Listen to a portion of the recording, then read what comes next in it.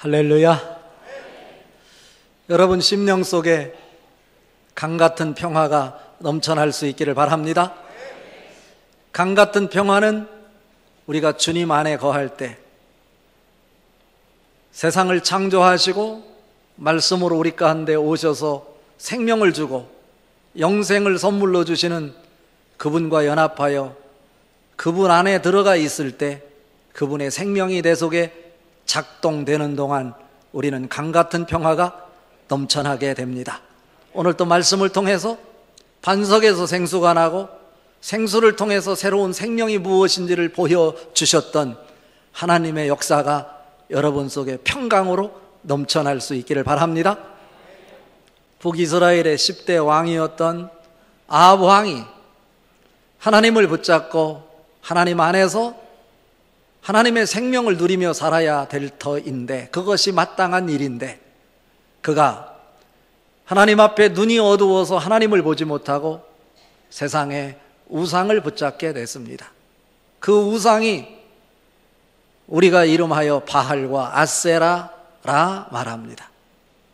바알과 아세라는 하나님이 아닌 또 다른 것들, 내가 집착하는 것들을 가리켜서 바알이라고 이름하고 아세라라고 이름합니다. 우리는 알게 모르게 이 세상을 살아가면서 바알의 우상이 많고 아세라 우상이 많고 신앙생활 한다고 하면서도 하나님을 사랑한다고 하면서도 예배하면서도 여전히 우리 가슴 속에는 바알로 가득 차 있고 아세라로 가득 차 있습니다. 하나님께서 분노하셔서 너희는 하나님의 백성으로 나를 붙잡지 않고는 안 된다, 나와 함께 여야 한다 라고 말씀하셨습니다. 그럼에도 불구하고 이스라엘 백성들 전혀 하나님 말씀에 귀를 기울이지 않고 자기 방식대로, 자기 느낌대로, 자기 소견대로 살아갈 때 하나님께서 더 이상 참지 못하시고, 아니 참지 않으시고 그들을 징벌하시기로 하셨는데, 그것이 뭐냐면 3년 6개월 동안 그 땅에 비를 내리지 않으신 것입니다. 생각해 보십시오. 비가 몇 개월만 오지 않아도 그 사회가 삭막한 사회로 바뀌게 됩니다. 사랑을 찾을래 찾을 수 없는 사회로, 인색한 사회로, 저 사람이 언제 저렇게 바뀌었지? 라고 말할 정도로 딴 세상이 만들어지는 것입니다. 그런데 몇 개월이 아니고 1년도 아니고 2년도 아니고 3년도 아니고 3년 6개월 동안 비가 오지 않았다고 생각을 해보세요. 오늘 불가피한 상황에서 3년 6개월 동안 비가 오지 않은 그런 삭막한 그 아픔 속에서 이스라엘 백성들이 어떻게 그 문제를 극복하는지 오늘 엘리야 선지자를 통해서 그 해답을 찾아보려고 합니다. 첫 번째로, 믿음의 역사는 기도할 때 일어납니다. 그냥 만들어지지 않아요. 하나님께서 아무리 우리를 위해서 축복을 주시려고 준비를 해 놓으셨다 할지라도 그것은 기도를 통해서 가져올 수 있는 것이지, 기도를 통하지 않고는 하나님의 축복이 내 것이 될 수 없다고 하는 것이 신앙의 원리입니다. 오늘 읽은 말씀 41절 42절 같이 읽어봅니다. 엘리야가 아합에게 이르되 올라가서 먹고 마시소서, 큰 빗소리가 있나이다. 아합이 먹고 마시러 올라가니라. 엘리야가 갈멜산 꼭대기로 올라가서 땅에 꿇어 엎드려 그의 얼굴을 무릎 사이에 넣고입니다. 3년 6개월 동안 비 한 방울 내리지 않는 삭막한 상황이에요. 그 나라를 통치하고 있던 아합, 시돈에서 살고 있었던 이세벨, 그의 아버지는 엣바할, 히브리어로 엣바할이라고 하는 것은 바알과 함께 사는 사람, 바알을 섬기는 대표적인 사람의 딸, 그가 시집 올 때 정략 결혼을 통해서 바알 섬기는 선지자, 그리고 아세라를 섬기는 선지자 종교 지도자를 같이 데리고 와서 노골적으로 이스라엘 백성들에게 하나님을 배신하고 바알과 아세라를 섬기도록 강요하고 있었습니다. 하나님을 배신하지 않고 하나님을 저버리지 않고 바알을 따르지 않는 사람들 무차별하게 짓밟는 일을 서슴없이 자행했어요. 하나님 말씀을 전하는 선지자들은 무차별하게 죽였고요. 이런 상황 가운데 하나님의 진노로 3년 6개월 동안 비가 내리지 않게 되자 백성들의 인심이 사나워졌어요. 불평하고 원망하는 그 백성들의 입을 틀어막기 위해서 그 나라를 책임지고 있는 왕에게 책임이 전가되자 아합 왕이 잔머리를 굴리기 시작합니다. 나가 아니다. 이것은 비가 오지 않는다고 말한 엘리야 선지자 때문에 우리에게 어려움이 있는 것이다. 아합 왕이 언제 엘리야 말을 믿었나요? 그런데 자기가 어렵게 되자 그 핑계를, 비가 오지 않는 핑계를 엘리야 선지자가 비가 오지 않는다고 해서 비가 오지 않는데, 그러면서 노골적으로 전국에 방을 붙이고 엘리야가 어디 있는지 신고를 하라, 그에게 상급을 포상을 주겠다라고 했어요. 그리고 만약에 수색을 하던 중에 어느 지역에서 엘리야가 잡히면 그 지역에 있는 군수, 시장 같이 목을 베어 죽이겠다.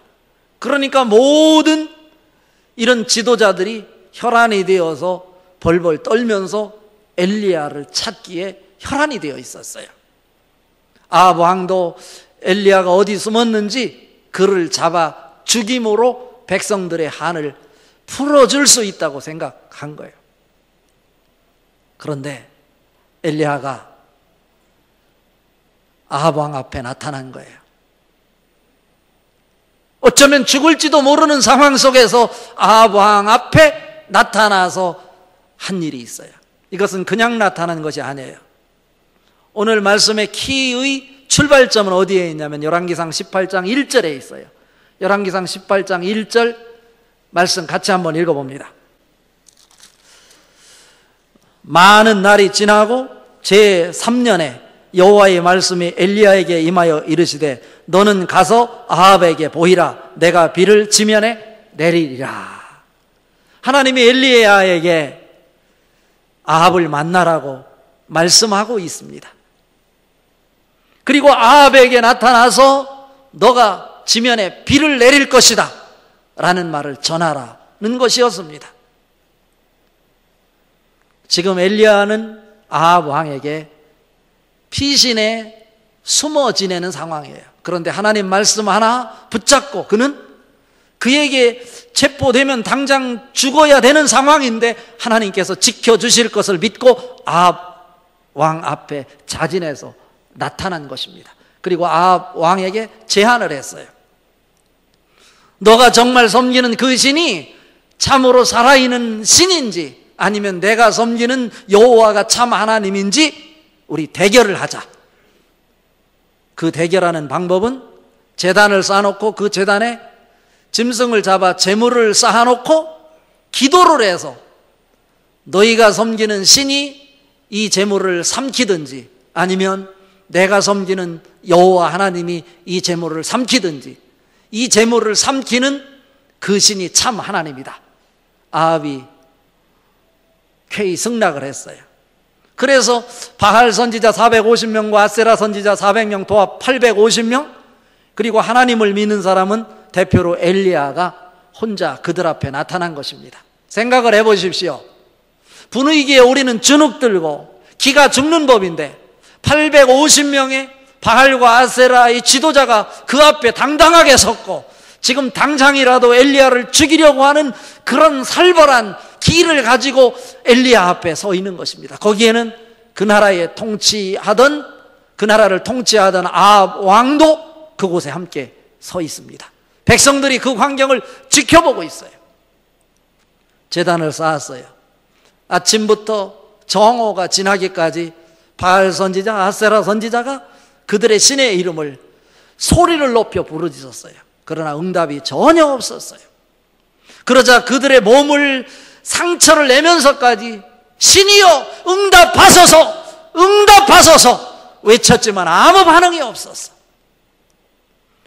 그때 엘리야 차례가 돼서 다시 그곳에 제단을 쌓고 제물을 각을 떠서 올려놓고 의심의 여지가 있을까 봐 물동이로 물을 퍼다가 그 장작 위에 물을 부어서 다 적셨고 그 제단 주변에는 그 웅덩이를 파고 그 고랑에 물을 가득 채웠어요. 그리고 엘리야가 기도를 시작하자마자 하늘문이 열리고 하늘에서 불이 내려와 그 재물을 다 태워버렸을 뿐만 아니라 그 도랑에 있던 물까지 다 핥아버렸다 라고 하는 것이 성경 말씀입니다. 무엇입니까?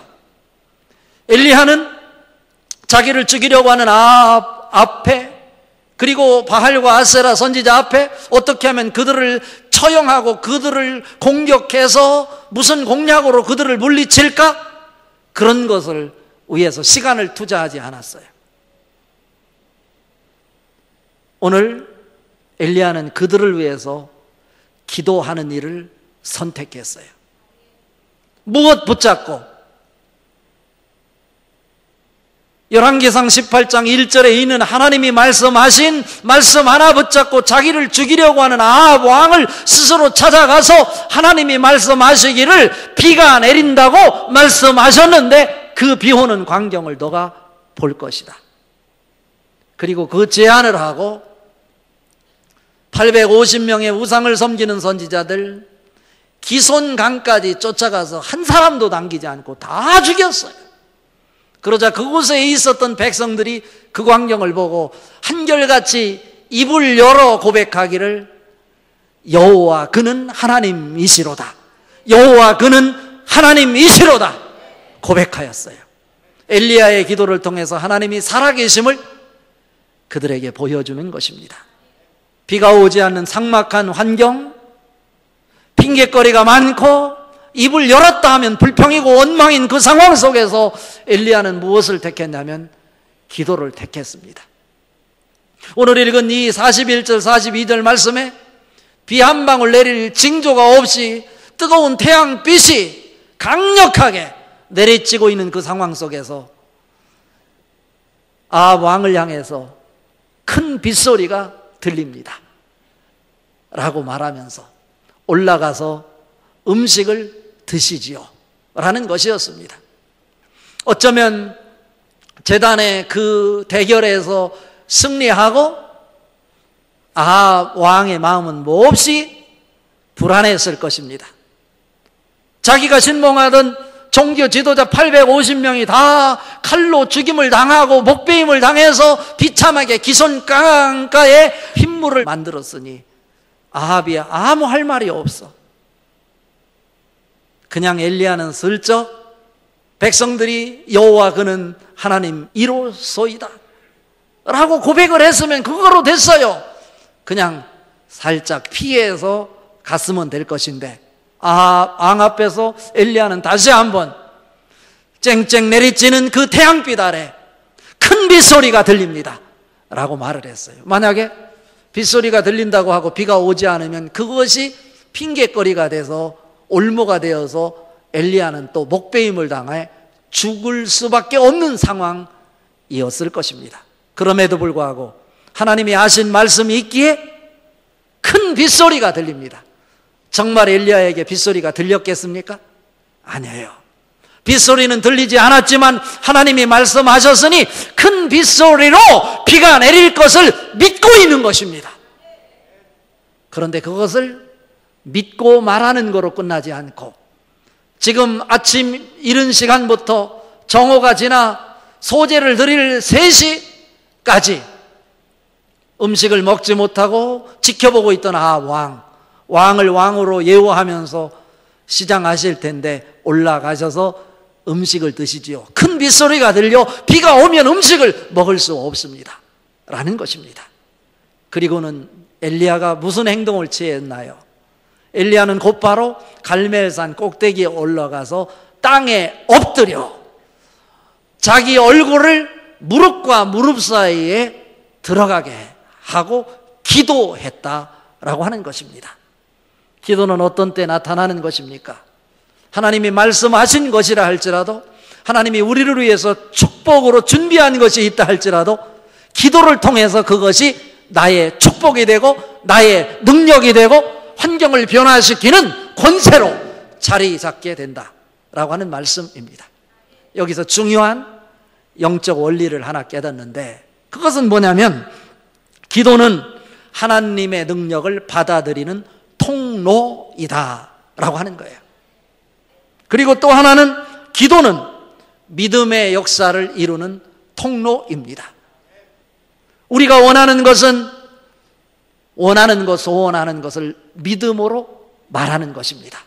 그런데 단순히 우리가 바라고 소원하는 것을 말하는 거로 끝나는 것이 아니라, 내가 믿음으로 내가 바라는 것을 말했으면 그것이 능력이 되어 현실로 드러나게 하기 위해서는 하나님 앞에 땅에 바싹 엎드려서 기도하는 모습이 있을 때 가능하다라고 하는 것입니다. 여러분, 기도에 여러분 인생에 승부수를 둘 수 있기를 바랍니다.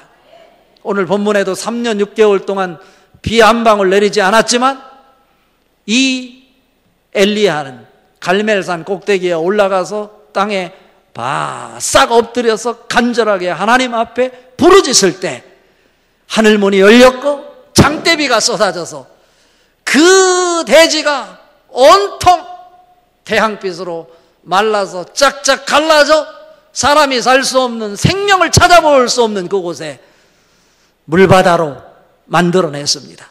이것이 하나님의 능력이고 기적이 아니면 뭐겠어요? 기도만이 환경을 극복하고 환경을 정복하고 환경을 다스릴 수 있습니다. 여러분, 기도하십시오. 환경을 정복하는 것, 내가 노력한다고 되는 것이 아니에요. 내가 약을 쓴다고 되는 것이 아니란 말이에요. 약도 쓰고 노력도 해야 되지만 우리가 기도의 자리에 나갈 때 병마가 치료가 되고 마귀 사탄이 물러가게 되고 여러분 환경이 바뀌게 되고 저주와 절망과 좌절이 희망과 소망과 비전으로 바뀌어지게 됩니다. 그 축복이 여러분 것들 될 수 있기를 주님의 이름으로 축복합니다. 두 번째로, 믿음의 역사는 무너진 제단이 수축되어질 때입니다. 오늘 읽은 말씀 중에 30절, 31절 같이 한번 읽어봅니다. 엘리야가 모든 백성을 향하여 이르되 내게로 가까이 오라. 백성이 다 그에게 가까이 가매 그가 무너진 여호와의 제단을 수축하되 야곱의 아들들의 지파의 수요를 따라 엘리야가 돌 12개를 지하니 이 야곱은 옛적에 여호와의 말씀이 임하여 이르시기를 내 이름을 이스라엘이라 하리라 하신 자더라 입니다. 무슨 말씀입니까? 백성들을 불러 모아 제단을 다시 쌓는 모습입니다. 다시 말하면 요즘 말로 바꿔서 얘기하면 그동안에 세상에 붙잡혀 살던 자가 예배를 등한히 하고 자기 인생의 가치를 하나님께 두는 것이 아니었던 자가 예배 드리는 일을 회복하게 되었다라고 하는 거예요. 우리 인생의 승패는 하나님 손에 달려 있습니다.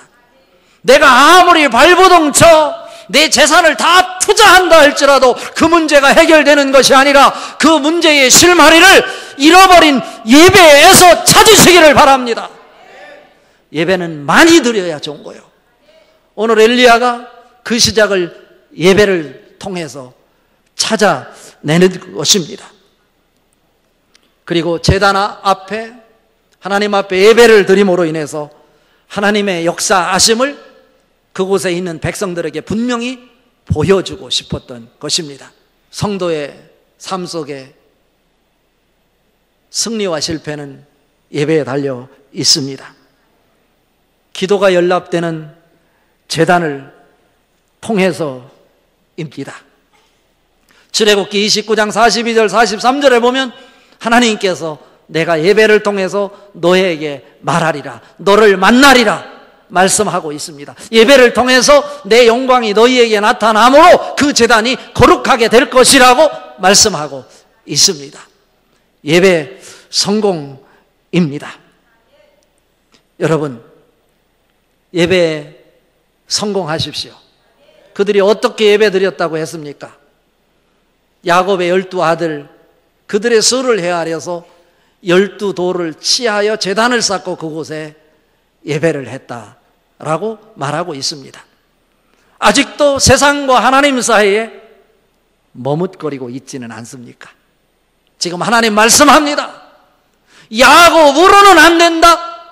야곱의 아들들 12지파를 상징하는 그 돌을 가지고 제단을 쌓을 때 그 야곱이 더 이상 야곱이 아니고 이스라엘이 되었다라고 하는 것입니다. 이스라엘의 뜻은 뭡니까? 하나님과 함께 하는 사람입니다. 야곱은 자기 원하는 것, 자기 욕심, 자기가 마음먹은 대로 다 이루려고 하는 모습이 야콥이라는 뜻이에요.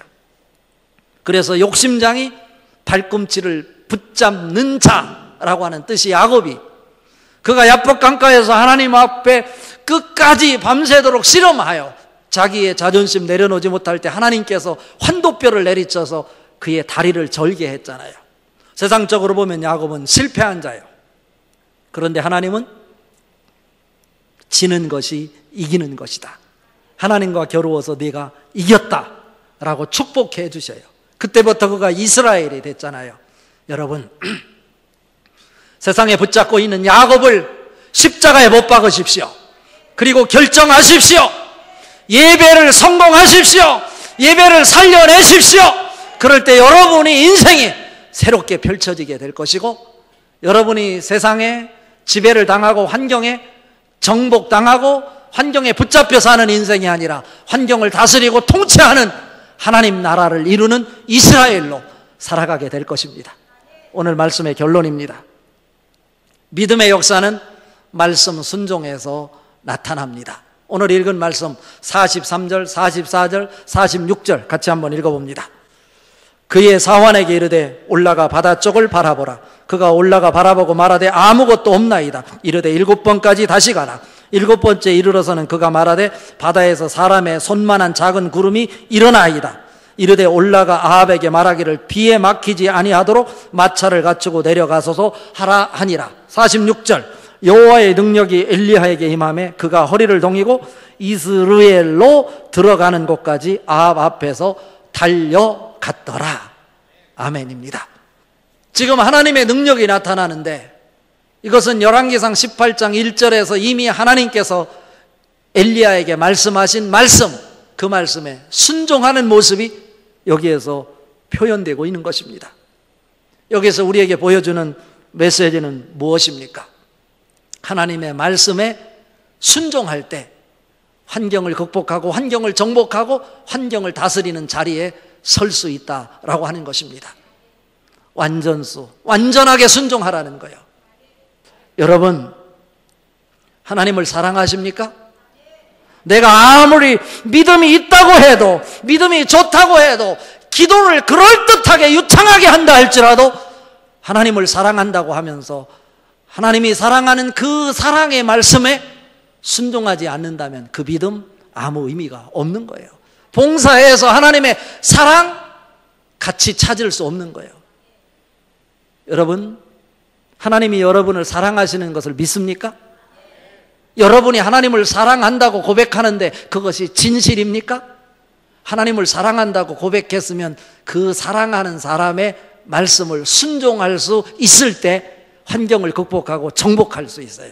이제는 환경에 붙잡혀 환경에 지배를 당하고 정복당하는 인생이 아니라 믿음의 눈으로 기도의 자리에 나가시고 또 어디에? 예배의 자리에 나가시고 사랑하는 사람의 말씀에 순종함으로 환경을 정복하고 극복하되 환경을 지배하고 다스리는 역사의 주인공들 될 수 있기를 주님의 이름으로